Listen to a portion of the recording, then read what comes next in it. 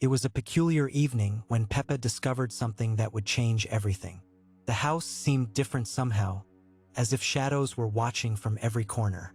Peppa had found the mysterious mirror in Grandpa Pig's old trunk.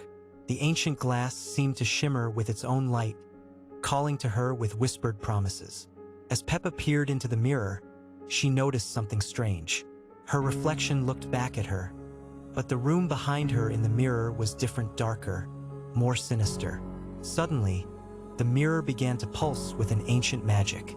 Peppa felt drawn to it, unable to look away as the glass started to ripple like water. In the mirror's depths, Peppa saw another version of herself, one with green, stitched skin and hollow eyes. This other Peppa smiled with too many teeth. The mirror Peppa beckoned with a clawed hand. "Come closer," it seemed to whisper. "Let me show you what you could become." Downstairs, George had already been touched by the mirror's curse.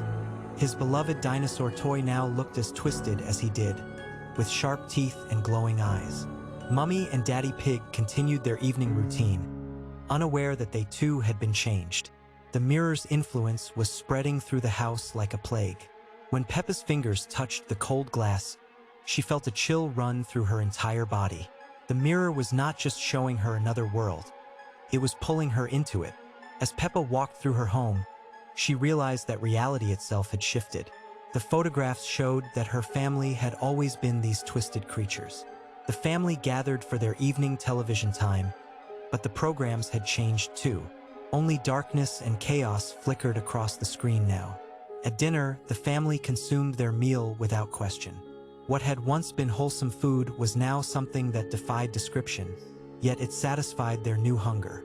Even at school, the transformation had taken hold. Susie Sheep waited by the rusted swings, her wool now matted and her eyes glowing with an unnatural light. That night, Peppa lay awake, haunted by memories of who she used to be. The mirror continued to pulse with its cursed energy, feeding on the chaos it had created. Driven by a fragment of her former self, Peppa searched the attic for answers. Among Grandpa Pig's old belongings, she found books that spoke of cursed mirrors and their power. The ancient text revealed the truth. The mirror was a prison for dark spirits, and breaking it would require a sacrifice, the very memories of who she used to be. Standing before the cursed glass, Peppa saw both versions of herself reflected back. She raised the hammer, knowing that destroying the mirror might destroy her too. With a mighty swing, Peppa shattered the mirror. Dark energy exploded outward as the imprisoned spirits were finally released, screaming into the night. As dawn broke, Peppa awoke in her normal form. The nightmare seemed to be over, but the broken mirror shards on her floor proved it had all been terrifyingly real. The family returned to their normal lives, with no memory of their cursed night. But in the shadows, one mirror shard remained, waiting patiently for its next victim. It was a beautiful sunny morning at Peppa's house. Everything seemed perfect and normal, just like any other day. Peppa was playing with her favorite toys in the living room when she heard a strange noise coming from upstairs. The mysterious sound seemed to be coming from the attic. Peppa had never been up there alone before. In the dusty attic, Peppa found something strange, an old mirror covered by a mysterious cloth. When Peppa removed the cloth, she revealed an ancient mirror with strange symbols carved into its frame. As Peppa looked into the mirror, something was wrong. Her reflection looked different, darker somehow. Peppa went to the kitchen to tell Mummy Pig about the mirror, but something was strange about the food she was cooking. Mummy Pig smiled at Peppa, but her eyes seemed empty, as if she was looking right through her. In George's room, even his favorite dinosaur toy looked menacing and wrong. When the family gathered for dinner, Peppa noticed everyone seemed different, like they were all wearing masks. Peppa returned to the attic, hoping the mirror could explain what was happening to her family. The mirror revealed the truth. It was showing her a dark parallel world where everything was corrupted. In the mirror world, her family had become monsters, living in a house of shadows and fear. The kitchen had become a place of nightmares, where Mummy Pig prepared meals that no one should ever eat. As Peppa stared into the mirror, she felt herself changing, becoming part of the dark world she was seeing. The house itself was changing around her, becoming the twisted version from the mirror. Her family, now completely transformed, welcomed her into their new dark reality with hollow smiles. Peppa realized the mirror was the source of the curse and tried desperately to break it. The mirror shattered into 1,000 pieces, but the curse had already taken hold. From the outside, Peppa's house looked normal, but inside, the curse lived on forever. Scary Peppa Pig episode that never made it on TV. Peppa and George were playing in their bedroom when they noticed something strange. A new music box had appeared on Peppa's dresser, one that neither of them had ever seen before. The music box was painted in bright Peppa Pig colors, but something about it felt wrong.